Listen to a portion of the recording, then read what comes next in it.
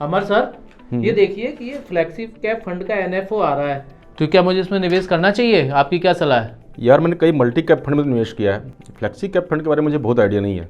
Sir, ये multi cap fund और flexi cap fund दोनों अलग अलग हैं क्या? इनमें क्या अंतर है?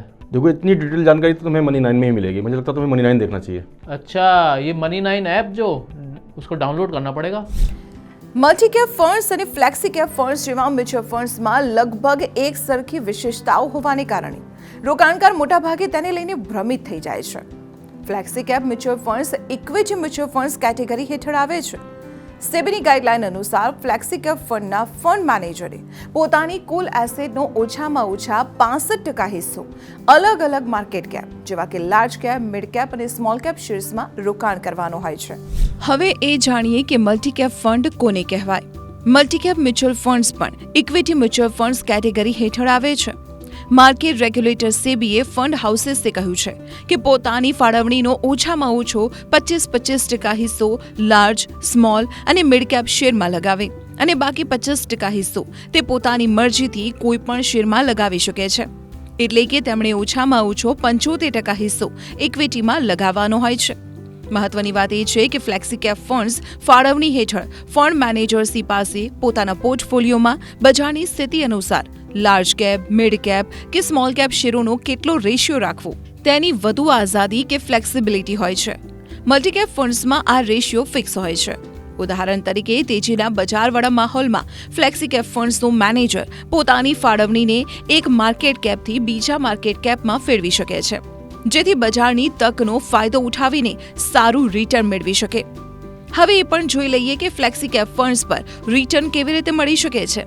એસીઈ મ્યુચ્યુઅલ ફંડ્સના જણાવ્યા અનુસાર 23 ઓક્ટોબર 2023 સુધીના આંકડા જોઈએ તો ફ્લેક્સી કેપ ફંડ્સે 1 વર્ષમાં 14%, 3 વર્ષમાં 20% અને 5 વર્ષમાં 15%નું વાર્ષિક રિટર્ન આપ્યું છે. फ्लेक्सी कैप फंड्स और मल्टी कैप फंड में मूलतः जो डिफरेंस है वो ये है कि मल्टी कैप फंड्स के अंदर सेबी ने एक रेस्ट्रिक्शन डाल दिया है अभी, जिसकी वजह से फंड मैनेजर को मिनिमम 25% हर कैटेगरी में डालना है. तो 25% लार्ज कैप, 25% मिड कैप और 25% स्मॉल कैप, और बाकी जो लास्ट 25% है वो फंड मैनेजर के पास फ्लेक्सिबिलिटी है कि वो कहाँ इन्वेस्ट करना चाहता है. जबकि फ्लेक्सी कैप में ऐसा कोई भी रेस्ट्रिक्शन नहीं है. तो अगर फंड मैनेजर चाहता है कि मैं 40% स्मॉल कैप रखूँ, 30% मिड कैप रखूँ, तो वो सब पॉसिबल है उसके अंदर. तो उसको ये लिमिट्स में कोई मतलब नहीं है. अगर वो चाहता है कि खाली मैं 10% स्मॉल कैप में रखूँ और बाकी सारा पैसा लार्ज कैप मिड कैप में डालूँ, वो भी वो कर सकता है, या किसी कैटेगरी को बिल्कुल इग्नोर कर सकता है. तो फंड मैनेजर्स जो हैं फ्लेक्सी कैप में मार्केट के हालात को देखते हुए और कौन सा सेगमेंट मार्केट का ज़्यादा अच्छा करने की उम्मीद है उनकी, उसके हिसाब से अपनी टैक्टिक को बदल सकते हैं. जबकि मल्टी कैप में फंड मैनेजर के पास वो फ्लेक्सिबिलिटी थोड़ी सी कम है.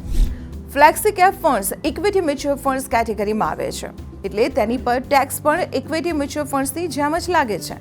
જો તમે કોઈ ફંડ યુનિટને 1 વર્ષથી ઓછા સમયગાળામાં રિડીમ કર્યા તો રિટર્ન પર 15%ના દરે short term capital gains tax લાગશે. પરંતુ જો 1 વર્ષથી વધુ સમય સુધી જાળવી રાખીને પછી રિડીમ કર્યા છે તો તેની પર થતા ગેઇન પર 10%ના દરે long term capital gains tax લાગશે. તેમાં રાહતી વાત એ છે કે 1 લાખ રૂપિયા સુધીના લોંગ ટર્મ કેપિટલ ગેઇન્સ પર કોઈ ટેક્સ નથી.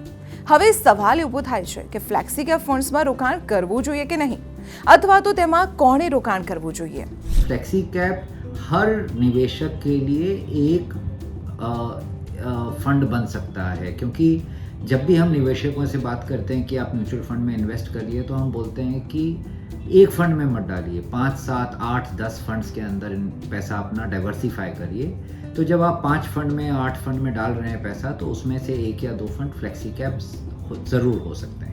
और ये फ्लेक्सी कैप फंड्स इसलिए रखना भी ज़रूरी है क्योंकि आप सोच रहे हैं कि आप लार्ज कैप अच्छा करेगा, पर हो सकता है कुछ ऐसा समय आए जब मिड कैप अच्छा कर रहा है, स्मॉल कैप अच्छा कर रहा है, तो आप वो फंड मैनेजर को फ्रीडम दे देते हैं कि वो अपने हिसाब से जो भी मार्केट में जिस सेगमेंट में उसको ज़्यादा बढ़ोतरी दिख रही है वो निवेश कर सकता है. કોઈ કંપનીની માર્કેટ કેપિટલ એ નિર્ધારિત કરનારું એક ફેક્ટર હોય છે કે કોઈ મ્યુચ્યુઅલ ફંડ હાઉસે તેમાં ક્યારે રોકાણ કરવું જોઈએ.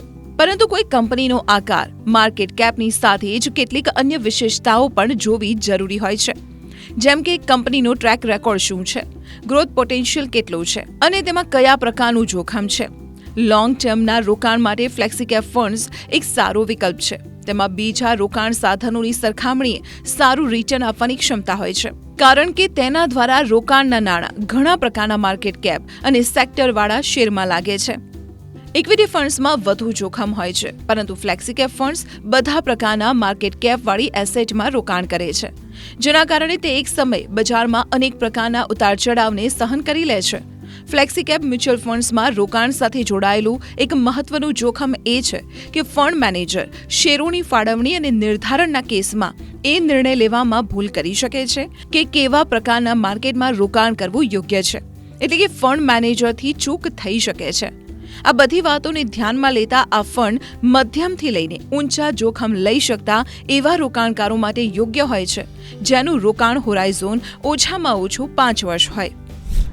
લોંગ ટર્મમાં ફ્લેક્સી કેપ ફંડ્સમાં નફો તમને કમ્પાઉન્ડિંગની તાકાતના કારણે મળે છે. જેટલું લાંબુ તમારું રોકાણ હોરાઇઝોન હશે એટલું જ વધુ રિટર્ન મળી શકે છે. ફ્લેક્સી કેપ ફંડ્સ નાની, મધ્યમ અને મોટી કંપનીઓમાં રોકાણ કરે છે. નાની અને મધ્યમ આકારની કંપનીઓમાં ઘણી ઝડપથી વધવાની સંભાવના રહે છે અને એક ચોક્કસ સમયગાળા બાદ તેનાથી તમારા રોકાણનું મૂલ્ય ઘણું વધી જાય છે. જો તમારે ફ્લેક્સી કેપ ફંડ્સમાં રોકાણ કરવું છે અને તેને લઈને હજુ પણ તમારા મનમાં કોઈ ડાઉટ છે, અથવા તો તમે એ જાણવા માંગો છો કે તમારું રિસ્ક પ્રોફાઇલ શું છે, તો તમારે કોઈ ફાઇનાન્શિયલ કન્સલ્ટન્ટની મદદ લેવી જોઈએ.